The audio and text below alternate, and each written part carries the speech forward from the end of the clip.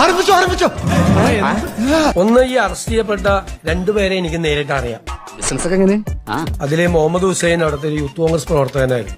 എന്നിട്ട് ഞാൻ ആദ്യമായിട്ട് അദ്ദേഹത്തിന്റെ ഫോണിൽ വിളിക്കുന്നത് നവകേരള സദസ്സുമായിട്ട് അദ്ദേഹത്തിന് പെരുമ്പാവൂരിൽ കുറുപ്പംപടി MGM സ്കൂളിന്റെ മുമ്പിൽ വെച്ച് ക്രൂരമായ ലാത്തിച്ചാർജിൽ പരിക്കേറ്റു. കണക്കുകളൊന്നും ശരിയാകുന്നില്ലല്ലോ ഗംഗാര. നവകേരള സദസ് നടന്നത് 2023 നവംബർ 18 മുതൽ ഡിസംബർ 23 വരെയായിരുന്നു.